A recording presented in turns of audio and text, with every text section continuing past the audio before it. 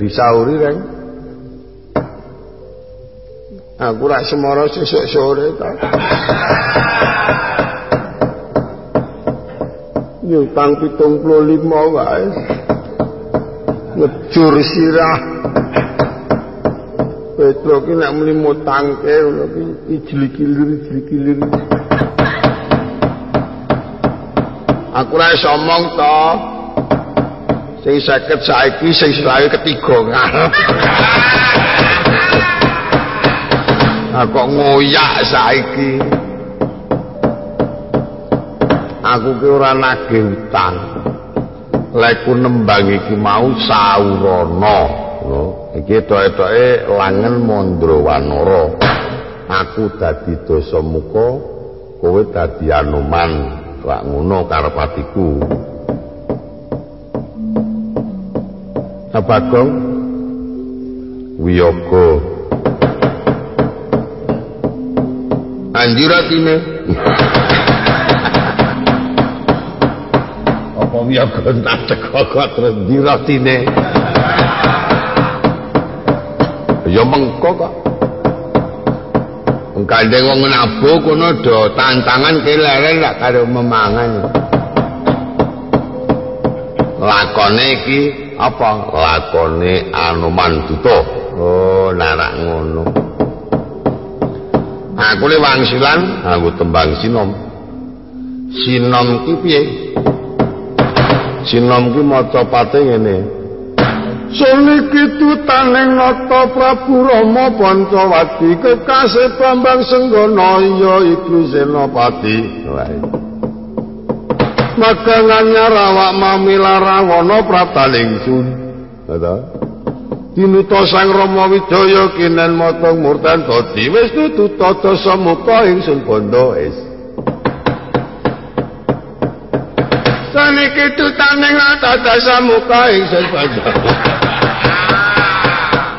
Apa dijujuk karuang nggone kok le rasa dadak yak-yakan goleki terus dijujuk ngene terus cetha wela-wela nembang kok cetha wela-wela tembang iku durut ora kena dijujuk ngono kuwi ora kena bener ding apik jujukan ngono kuwi dasar padang trawangan. Kuwi tak cocokake kok ngono kuwi rek. Nek petengang kuwi. Dadak jenggungut. Aku wis tau jujuk nyelo-nyelo. Jebul sing tak jejeri malah Gariyah.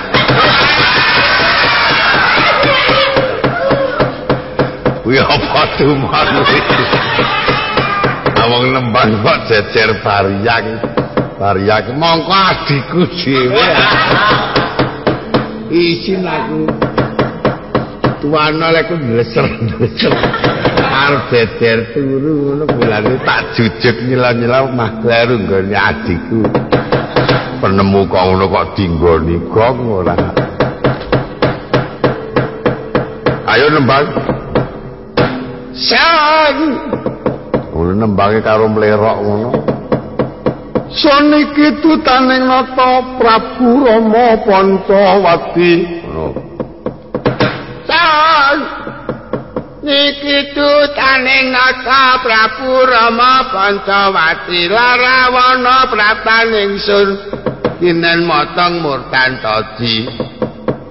Iki Senopati Dasamuka ingsun bondo.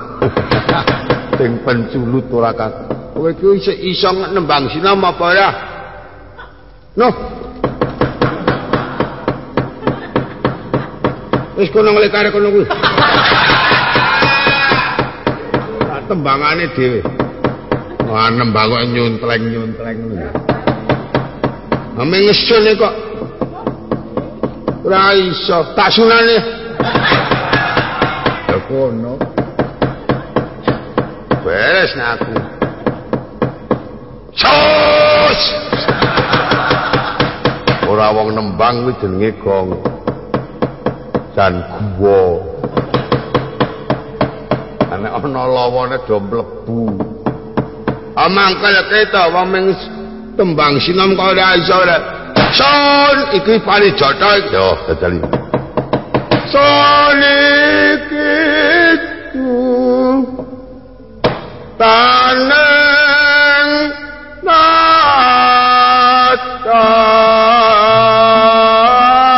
kudu andapasur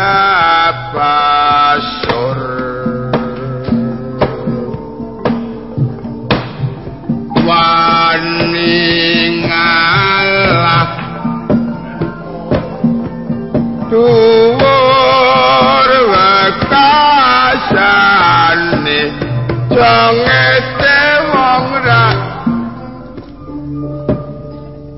iki mijil pitutur Gong.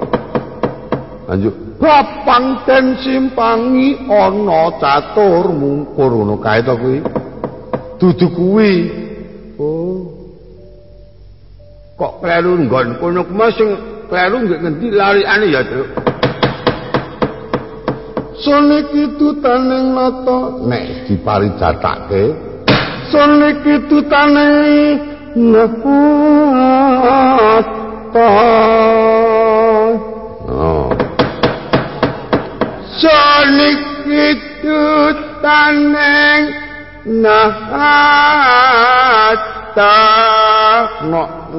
Nong aku tuh aku sing mengko sing ngong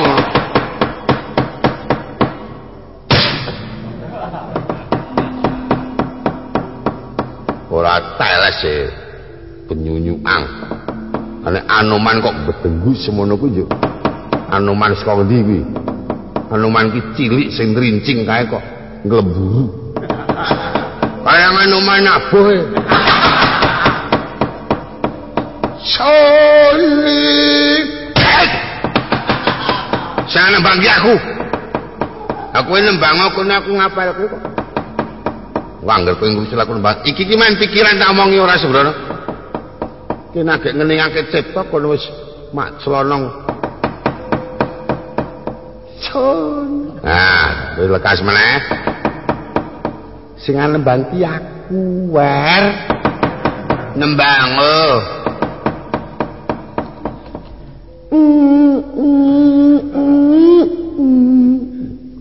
wah duh jan menungso kok ngono lho kowe iki kene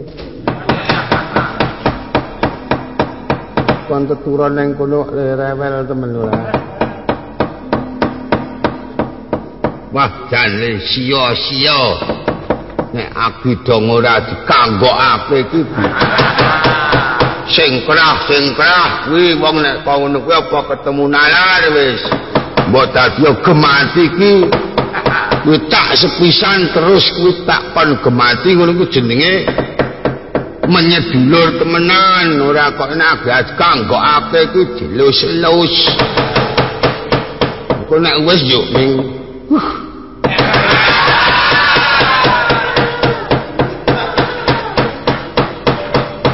mangkalke kok ora iso apa-apa kok kowe Gong. Ayo nembang sing apik.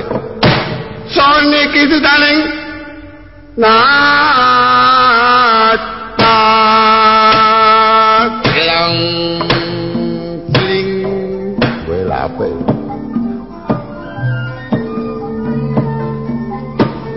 Prabu Rama Panca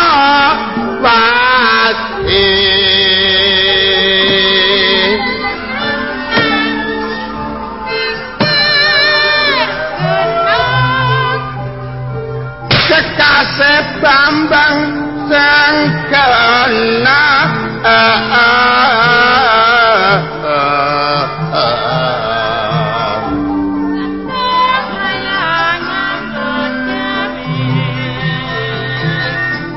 paniki senapati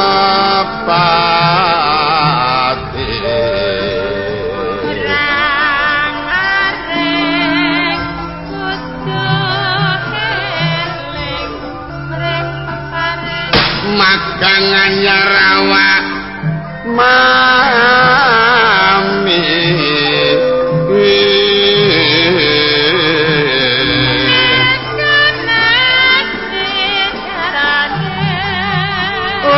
Rawana praptane ngesun ganten tinuta Sang Rama Wijaya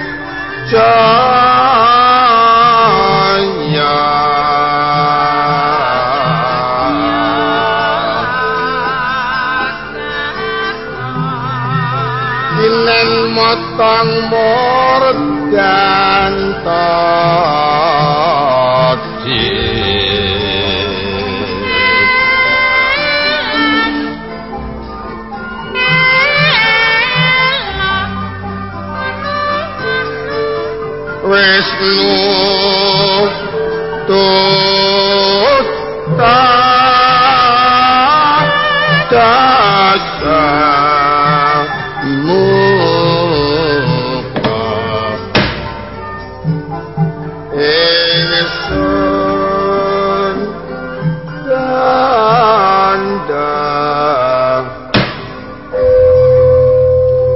iki kurang apik kuwi. Wisnu tuta tasamuka ingsun benda.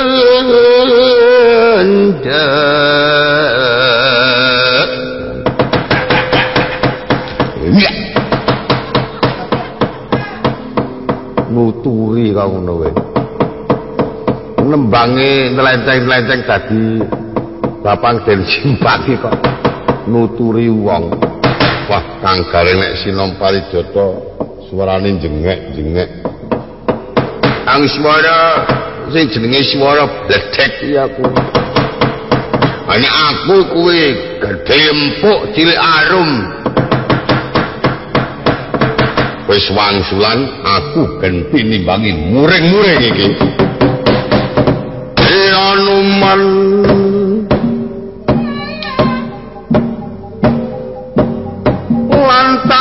suaramu anyam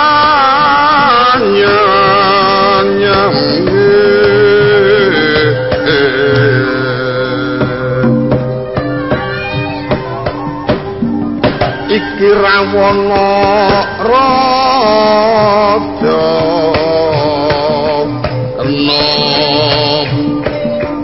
lara luputing sirna ratu kang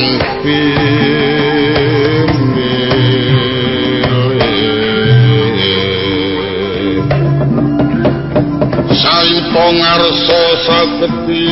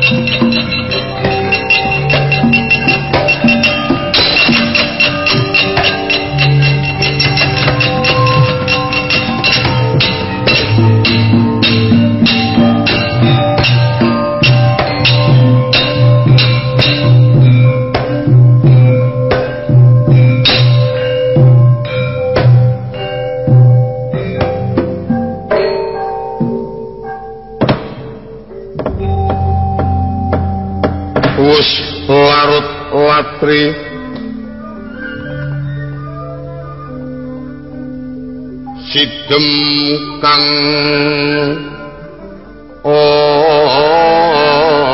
ana sapawa Surya midil katon remu katawengan himo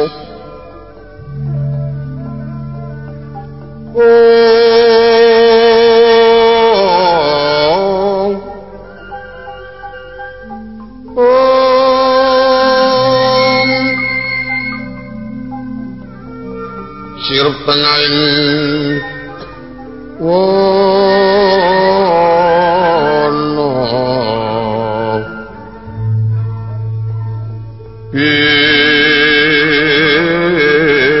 narung swaraning kutu-kutu walang atopo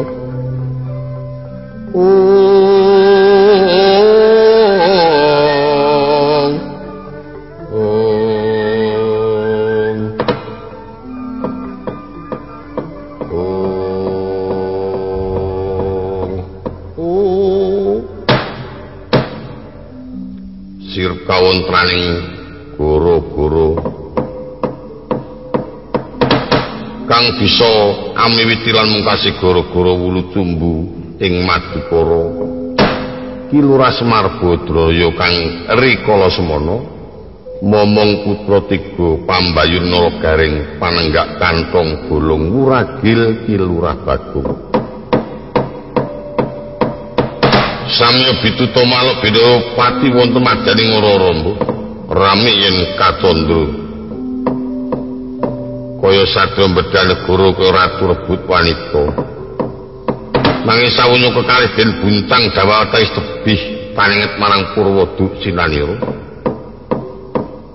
tegese Purwa wiwitan Duk Sina pungkasan yekti kalamun datan enget wiwitan tumekeng pungkasan singkating carita Ki Lurah Nalabaring setunggaling titamerta padha kang kena lara luputing pati senajan to mati ya dina kaping 7 waton ora ilang linggembol tegesan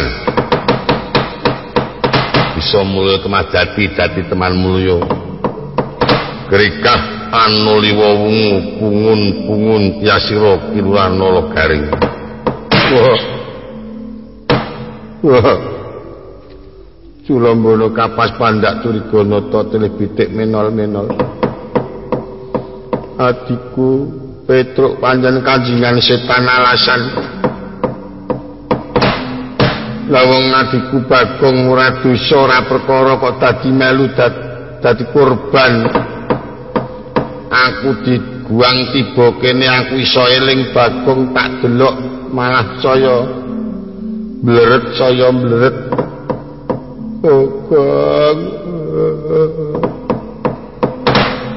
nek kowe mati tenan yu kancaku nyolong pitik sapa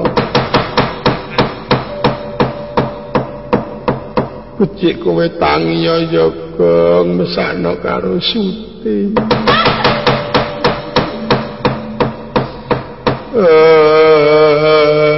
ning adate Bagong kuwi angger muni semaput ngono diapusi es tung hai cuma gregah yuk njaluk men gandeng ora ana tak apusane Dik sing mandi es tung mang ndak mriki Dik kula tak tuku 100 ajeng kula nggih ngombeni Bagong wah seger temenan Gong wis wayah sumuk kaya mangkene ngombe es enake ora jamak ya ora tangi oh ning kok nggone sirah kok mingset ya kemang Bagong ora temomo tak tambani nganggo es tung aja takon dosa tak tintingke dolanan gendingan mengko nek pancen wis eling Bagong mesti mak grekah tangi tak gendingan dolanan sing kepenak sing laras karo kahanan mongko kanca-kanca kabeh wis sumadya bakal nabuh dibantu Ibu Waranggana. Kanca-kanca wis sumadya bakal nabuh gamelan karo sinambi rondo ngantuk. Ibu Waranggana sumadya bakal maringi dolanan karo layah-layah. Ayo sak kepenake anggere muni. Ning ning ning nong nong nong nong ninting pelogem. Bagong tak dolani dolanan Simpang 5 Semarangan.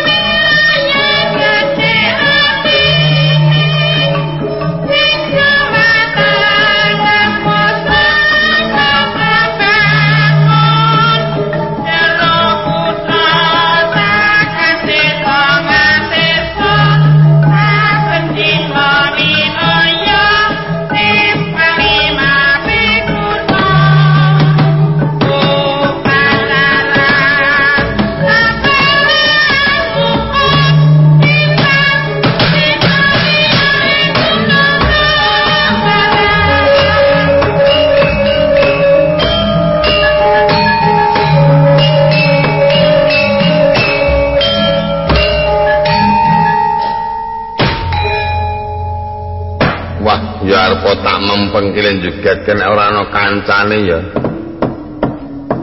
Monggo tegese Simpang 5 menek diteliti teman ngunceki pembangunan daerah kono iki maju-maju. Ya muga-muga tumraping kono bisa tumular ana ing kutha-makutha, desa-madesa. Saya suwe mundak jembar lan akeh bangunan dalan-dalan banjur padha bisa jembar banget, bisa selamat aja nganti ana apa-apa ora kok dias-des delo-delo padha nunuk-nunukan. Ane kok Bagong malah ora tangi. Gong tangi ya Gong. Ya apa tak tangis ana sing jenenge wong mati iki ora kena tangisi. Tangis ana ngantek trembes mripate mangsa uripa. Ya isine ya mung muga-muga oleh pengengeran sing luwih gemati karo kowe ya Le. Anakmu ya paring slamet kabeh. Ning dadi ngertimu nek anak dewa mati mlumah ngono kuwi jane ora kena. Dewa kuwi marai larang udan tak kandhani. Mulane apapik ngetok kira sungkem marang Ibu Pertiwi nek mati kudu mengkurep. Nah. Duh, jangan dipernah-pernahake. Wong lemu mengkurep aja.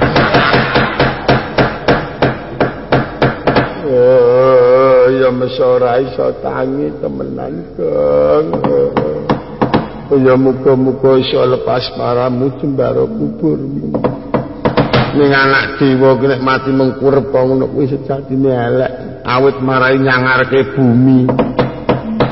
Nek nyoto kuwi anake Kyai Mitra mati kudu lingguh ngetokno le bekti karo Hyang Widi. Mati tenan ketara tengok-tengok. Ning ngerti ya, Gong, anak dewa ki nek mati lingguh medeni wong liwat. Nek nyoto anak dewa nek mati kudu mlaku-mlaku awit iso ngontrol keslametane sanak sedulur. Nah ngono.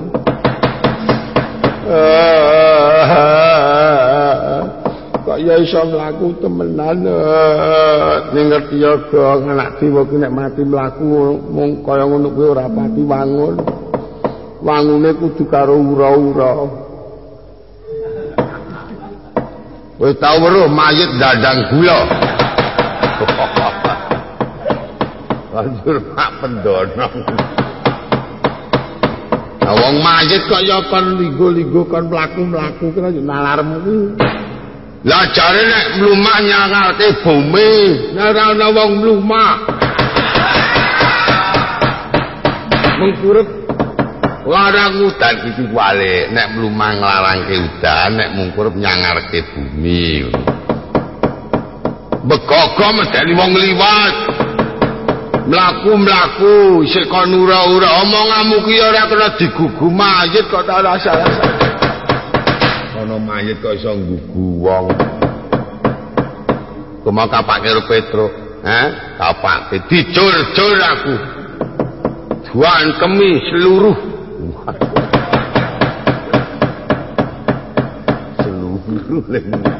dipolo diades dan kurang-kurang iki ngono-ngono iki terus di ngono-ngono ki mongko udute Petruk menyanambune ra enak. Mongko nggon kene ngene iki terus ngono ki aku terus ngono-ngono iki. Yuk diguang tiba kene iki aku wis mosrawung karo sing jenenge Petruk kok ora wis ditenono. Dadi banyu moh liwat, dadi dalan moh nyawuk. Omonganmu malah kuwalik ngono kok. Bocah kok pekoke kok ngono ora. Aku mau seneng-seneng kowe krungu ora, Gong? Apa? Seneng-seneng. Seneng-seneng apa? Anu gending mah. Dolanan. Dolanan apa? Gamelan. Ayo jenenge dolanan ki apa ngono? Jenenge dolanan simpang limang. Ajane takoki dolanan apa? Nek wong tuwa ki dolanan apa?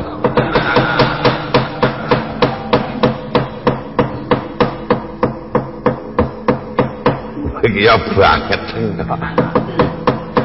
Gong takon. Panggil gede ra petha.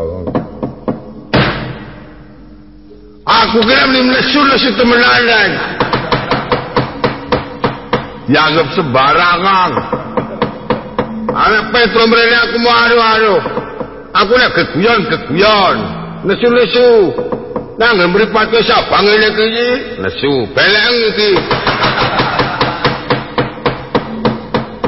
Ora mbela saiki sing Petro pancen sembrono temen karo.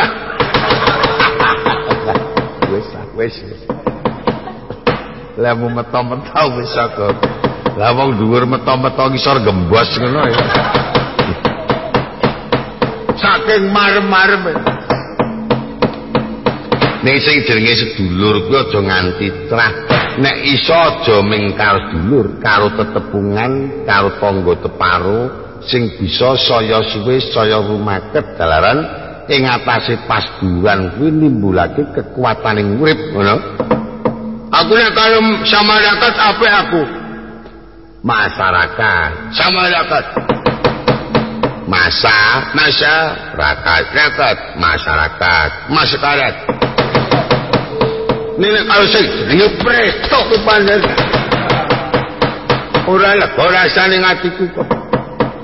Aku nek ndek gawe ora gendurekake nggone Petro nang nggonku ora oleh atak pageri kok tunggal atar to kae. Ha iya. Wong omahe arep-arepan tak kikisi kae. Anake Petro mara nang nggonku idak-idak jane lemes. Cilik-cilik meneh tak wedenono. Engko ya anak-anak ngono anakmu rono. Anakku tak kurungi kok. Waton jawab to ora. Tak kandhani ya, Bang. Anak kuwi nek kurang didikan dadine njur malah dadi bocah sing ora apik. Mula prayoga nek kowe pancen bisa ngulah anak, mula ya kudu sing setiti ngati-ati. Utawa dikurangi. Lho ngerti apa urung kabeh? Urung wong lagune wae ana kok. Lagu kabeh ana. Ana. Kepiye? Rungokno.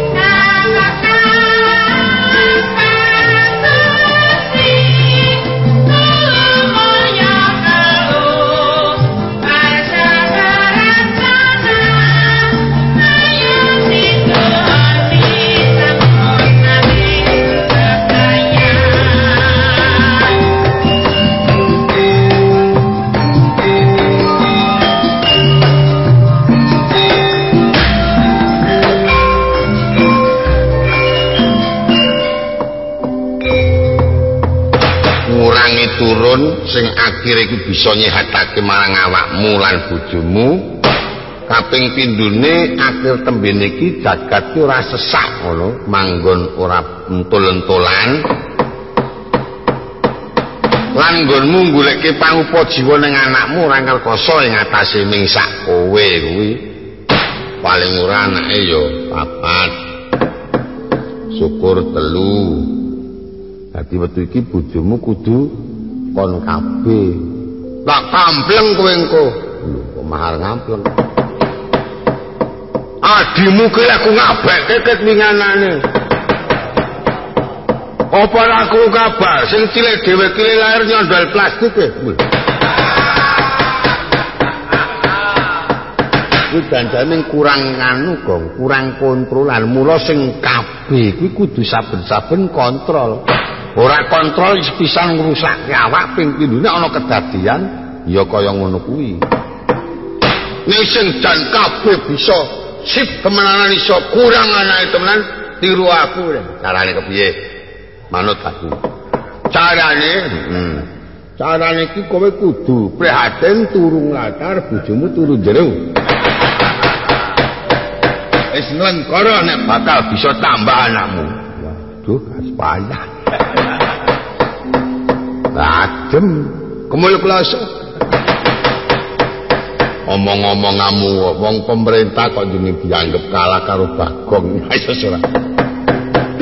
Matane anggere kowe gelem nglakoni ngono ki yo mersudi. Kuwi iki tak kira apik. Dalarane nek nganti kaya kowe kokean anak.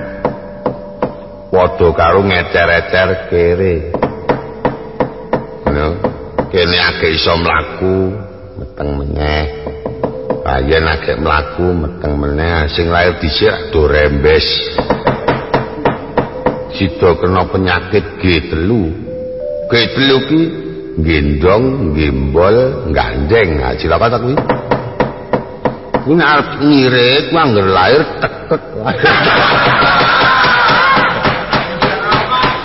Iku jenenge apa diloloi tablet sing akeh. Ngono kuwi anjur didulangi tablet. Wong nek wong mendem ngono kuwi ora ketemu nalar iki. Nek jak omong-omongan iki malah wangsulan lha mangkel wong goblok dituturi ngeyel. Kuwi jenenge lagu kabeh jenenge kabeh. Kabeh kuwi kerep ae ora. Keluarga berencana ngono. Oh, kaki keluarga. Iki bayen ora. Berencana. Berencana. Berencana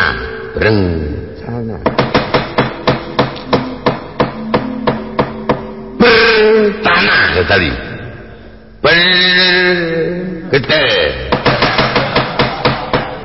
Bergetel. Wis anggere kowe gending sing apik. Kowe tak tuturi to. Kowe mulang anak sing sithik. Kowe nyekolahke anak sing maju. Wis ulingku. Bojomu kon maca kae lho, isine 10 segi PKK kae. Kae padha karo mupuk nang pengertene bojomu. Ya le ngimpun hasile wong lanang, ya le ngatur bali omah, ya le ngatur anak, ya bab pangan lan sanjang. Akur karo tangga teparo lan liya-liyane kae. Oh, alah wis wingi-wingi kan. Malah walah. Mek kakak kuwi ta iya wis. Anakmu ya sudah sekolah. Wes ora usah omong. Pendak esuk kita wis do mangkat sekolah ning mbuh tekan bola. Kita tak giring. Aku tak rewang mendonong. Aku ki wong kejem e. Ora gelem sinau tak kampleng temenanan. Ayo. Anakku tak kon sekolah ya kudu mangkat. Nggih Pak ngono. Saya sedep ke sekolah, dilagati wong tua kok ngono. Aku yang ngono. Maju. Kajoli terus. Ya, iya Pak. Aja mundur, ndak klik karang. Aku yang ngono. Di sekolah wis nang ndi? Nang SD susun nek munggah lebokke SMP terus SMA yo es gosok. Es gosok ora ketemu nalar. Tapi iki sore ki mah jetungan karo adine. Tak keplak temen wong kon sinau kok malah jecungang ora. Ayo sinau ura-uri aku muni ngono. Diragati wong tua bangga itu mangkat sinau terus sing jecungang aku. Oyak-oyakan karo mbokne. Wong ora kalap ora. Lah kok masjid karo sing wedok ya ora ketemu nalar to. Kowe lah kadang yo ngenteni anake men yo regeng-regeng. Kok ngono kok kejem lem. Kejem ki bocah sing manut miturut esuk kudu kon resik-resik. Sing tak wedok kon asa-asa, sing tak lanang sinau kon nyapu, kon makani manuk, lan liyane pitik. Kuwi ki ya iya anggere sedo ibut nyambut gawe kaku tangi turu wis tilang-tilang panggrojogan reget tendang kabeh. Terus do mangkat sekolah. Agi sing cilik si painem kuwi po, aku nglabur gedhek nyerahi ngrusuhi saking mangkel tak labur sisan. Kejem kok aku ayo. Mbokne meto-meto leleti labur sisan. Muni sisan le mangkel, aku ya muni ngono kok pekok kok ayo nek wujudmu ki mesti pekok. Kok wong sing cilik dhewe kae tak gendong nyila-nyila nguyu tak wales.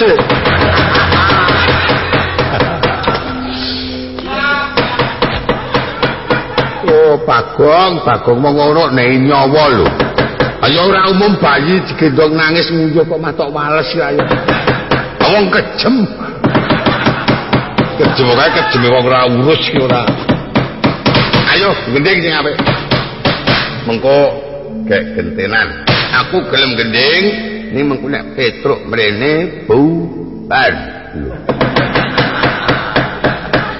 Kok sekalingan limangkal ro Petruk ya bocah.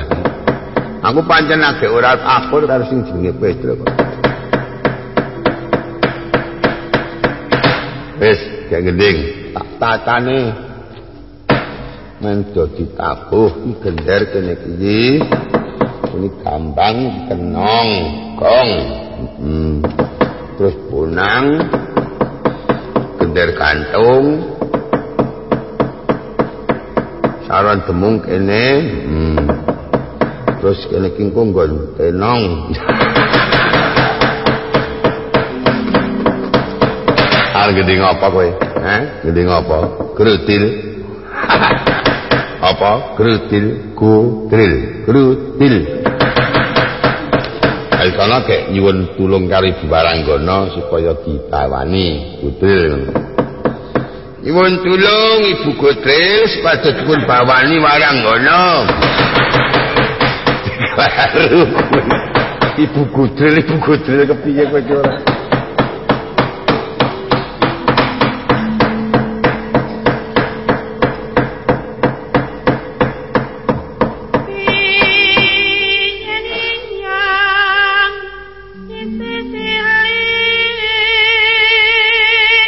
Kok men yo cilik diwangi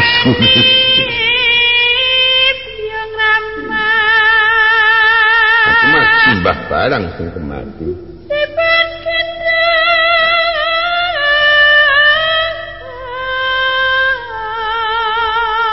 aku mah disunggi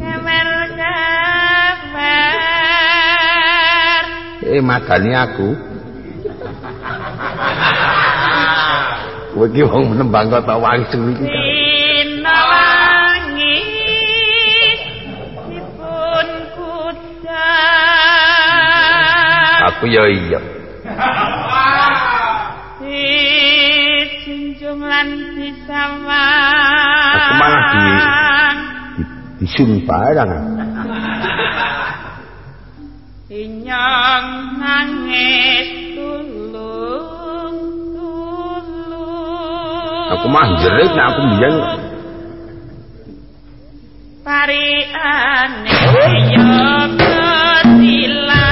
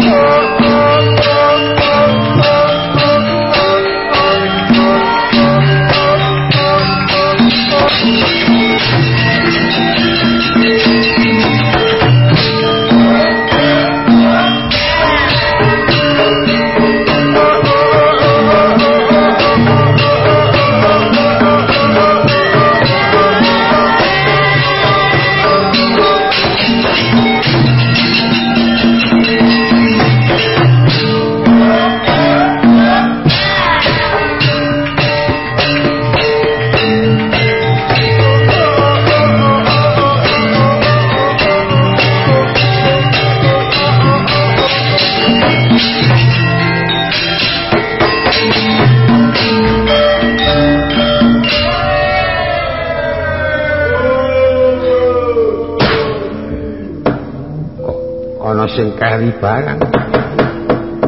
Nek kaya sulak kok apa? Mantap. Oh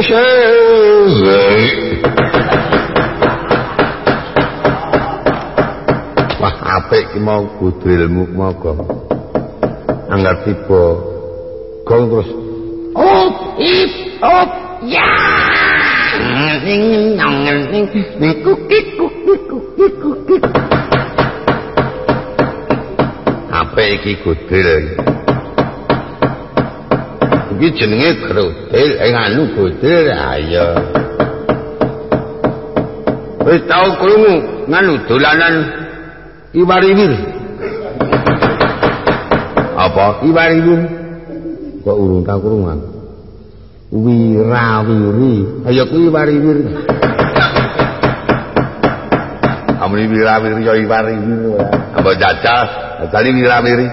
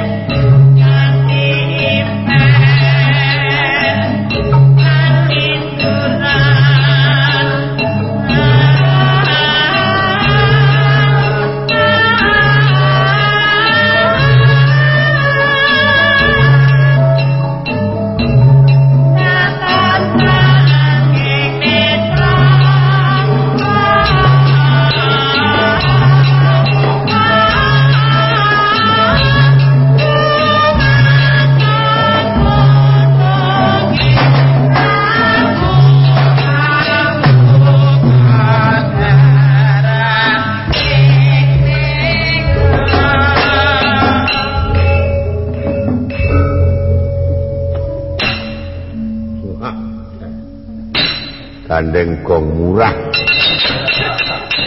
Ane gonge sungsun. Nah ora ngono kuwi karo tawa kok iki gonge akeh ngono dikon genteni sitok-sitok. Wis najan to ngego ning karo reklame kae.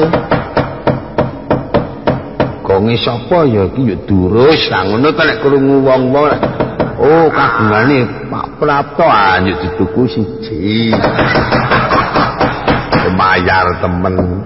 Kuwi jenenge dolanan iwak liwur. Wirawiri ora. Wah, jan. Ning wong lore rumah sakit moko le ubrek rame. Wae lah.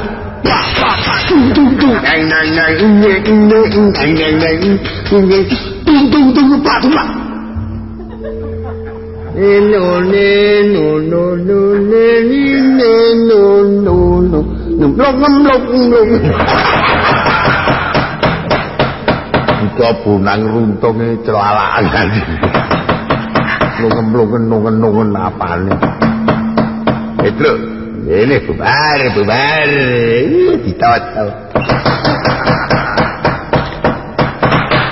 Wah, kan gayeng ya kan. Ya ming cukupang, ya syukur. Kamu kuduran apa kan? Aku simpang 5 KP. Wah. Bagong brek.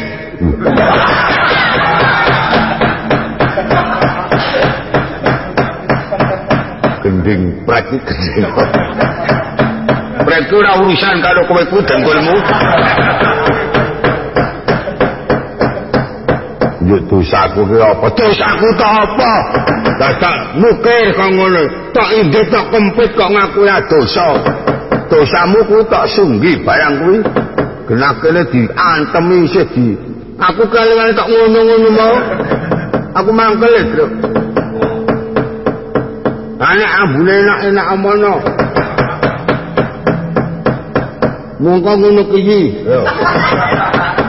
Tanganmu pas nemplok ngono ki. Njuk di ngono ki wis. Mungguing kowe piye jajali? Cengenge sang.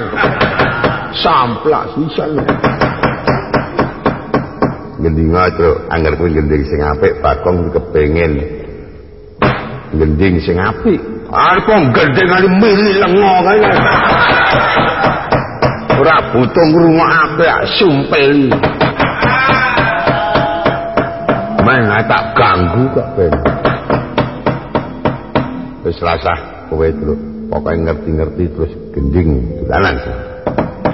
Angger kowe sing nyuwara diganggu nek swara sinden ora wani ganggu, semlah diparani.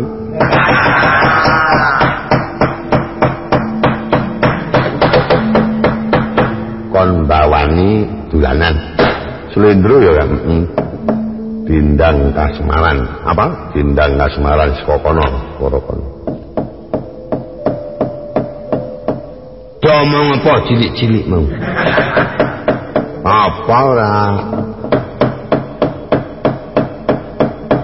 Ayo tuh, nggo sikek akeh iki.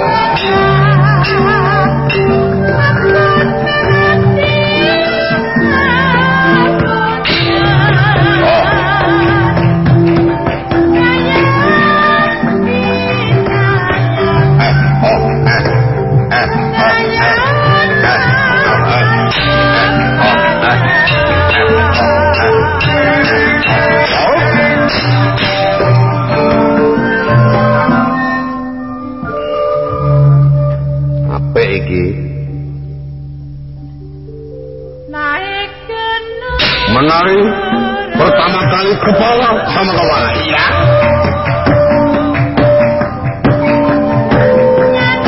Dua kali kaki sama kaki, boleh. Tiga kali leher sama leher, iya.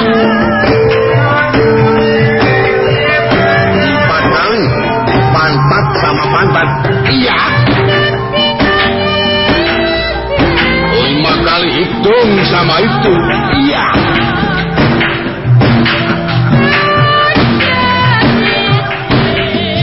Kembali pertama kali kepala sama kepala.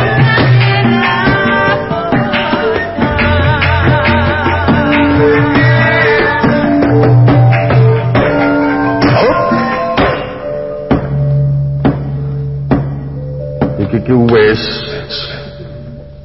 mulane empuk lang kepala sama mudel. Reko-reko wae. Seneng kuwi aku. Awak tenan ta. Seneng sing nggon kepala-kepala kuwi. Ayo terus dikemandu terus. Bareng anu nyana. Ya aku sing ngemandu, kowe sing joget karo gareng, ya. Menari pertama kali kepala sama kepala. 2 kali kaki sama kaki.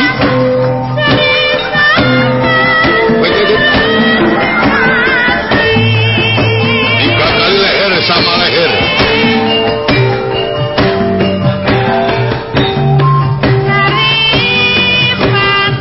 4 kali pantat sama pantat.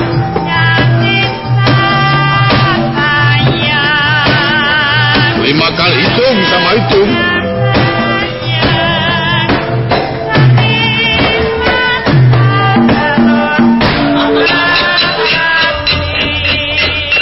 Pancen wong elek ora lumpang ora.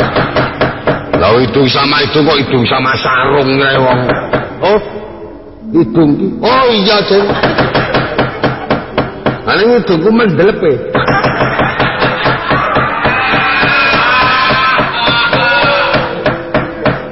Ana yo gantane iki ana. Oh iya kene kok kelalet hidung kok kene. Kowe iki janjane iso ora, Gong? Hah? Iso ora? Apa? Cara mlayu. Lho. Iso kaya mbiyen ra sekolah kowe. Kowe tak antem sisan kowe. Ora nek aksara gedrika nek sing sikil siji ka apa, Gong? Iyo tolol. Sikil loro. Gua blok. Ini. Nek sikil telu. Ama. Oh iya. Sikil papat tirik. Kowe tak takon jajare kepala iki. Kepala pusing.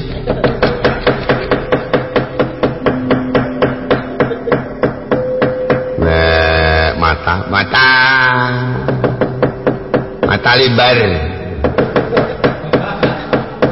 Hidung ini hidung mancung. Kok ini kok mancung. Mancung agak cukul kok. Lagi mulut. Wih, mulut. Iki Pak Do mulut. Nang kok gulune pas dilakir tekanmu dilirak poso. Dadak takonane nganggo cara mlayu. Aku cara mlayu pinter kok. Saya mau tanya sama situ. Boleh? Tanya apa sih? Kalau kepala itu gunanya untuk apa? Untuk memikirkan suatu hal yang penting. Kalau mata itu untuk apa gunanya? Untuk melihat pemandangan yang indah atau orang yang cantik. Kalau hidung ini untuk apa gunanya? Ini untuk membau bau yang harum atau ini? Iya.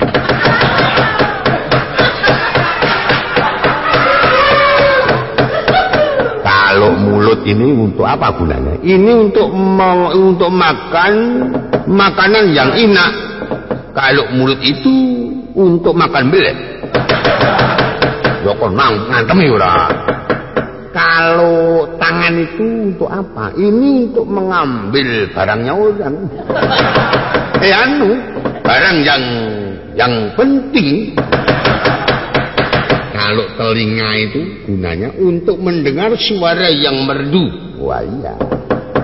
Kalau unyeng-unyeng itu gunanya untuk apa? Ini untuk lapangan tuma. Ana tuma kok sediani unyeng-unyeng ya. Wanjur kok apa wis ana wong kabeh rungkut kok gasik dhewe iki. Nek ora alun-alun. Akhire Bagong.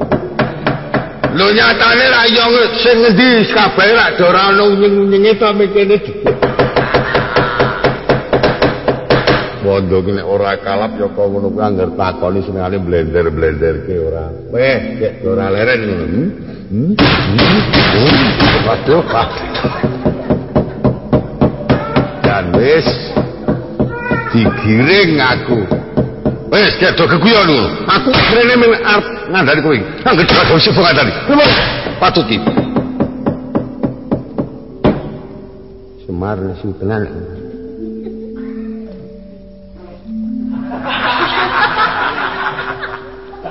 Buku karepe dhewe.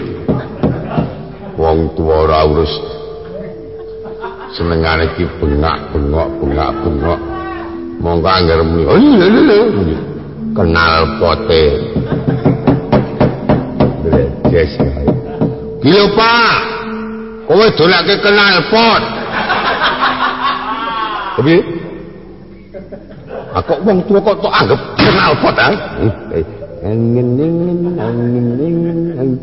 Semar nesu ngantem gareng terus didupak sisan Petruk ditempiling aku nengke wae den Semar ngasu iki Semar ngasu wong tuwa aleman nek di aleman anake lanang sing cilik dhewe iki ngingkri-ingkri. Gila Pak, kowe dalane ngingkri-ingkri gila. Aung Semar nesu meneng njur menteng matane kaya bengok ngantem kareng terus ditendang Petruk ya dikampeng terus didugang sisan aku nek duwit ora duwe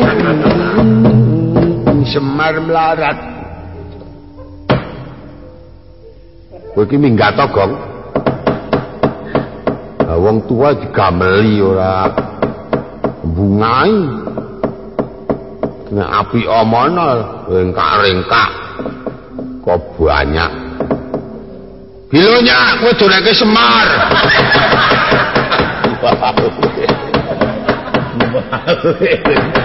nesu meneh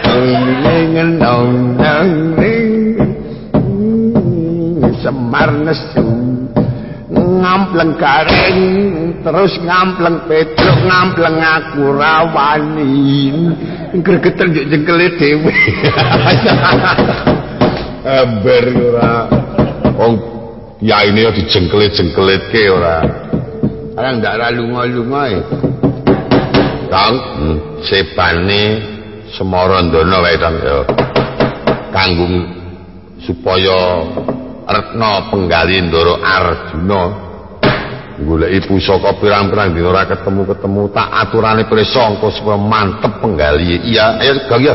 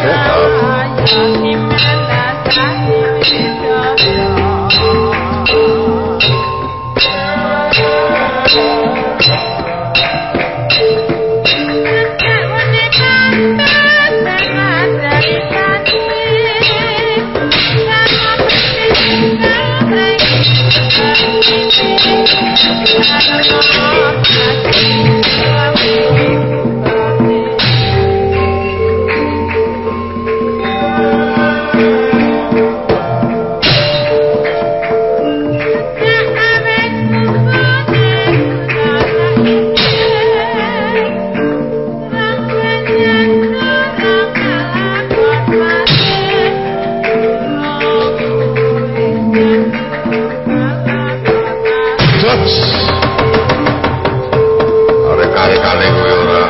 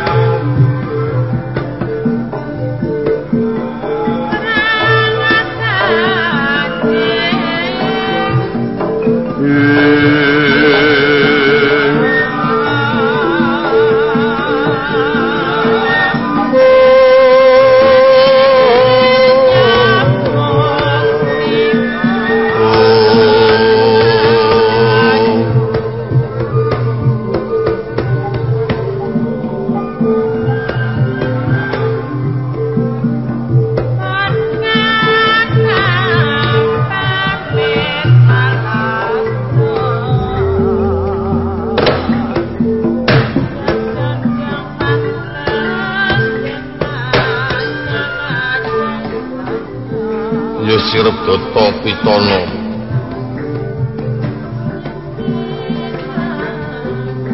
anenggih kotapa ingkang kinarosina beting carita yen katandra iku warnanira wana ing randu watangan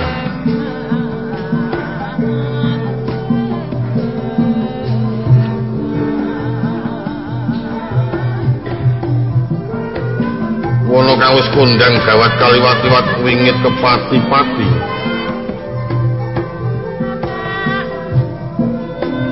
yen dalu katon ngenyong langut yen rina kawis para sepi kawontenane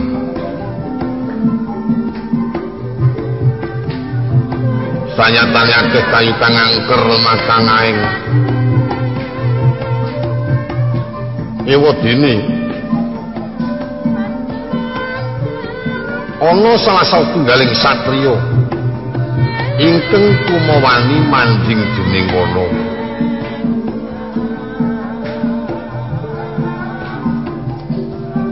yaiku warnanira satriya ing Madukara Raden Arjuna rikala semana lumiatira kandhek wonten madyaning wana gunung ing catur denda catur wilangan papat denda wis ngarani dalan gedhi kendel wonten ing Delanggung Praskawanan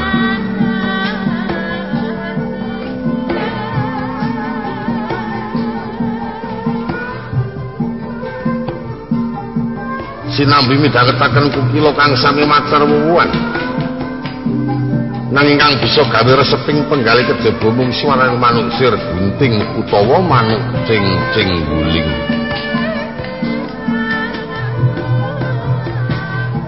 upamanita bisa tata jalma kadidine angsum pambagya marang sang pekik kang udandong lagu rikala semana katoning ning kadya jaladining ning kadya harga ngajengaken kiswani ingkang abdi Kilurah Semar Badranaya ya Kilurah Nayantaka Marga Ewuh ya Kilurah Bojogati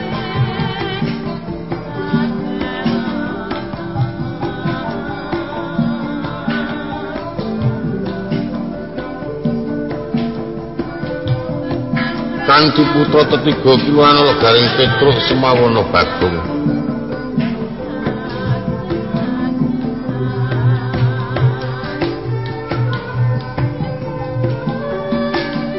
Sultan wenten kang samya sabawa ajri kalamunta nampi diduka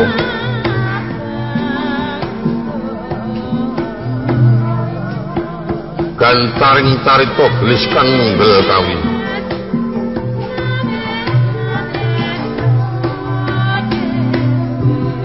ing kono Raden Arjuna arsa medhar sabda kepareng kawijining sabda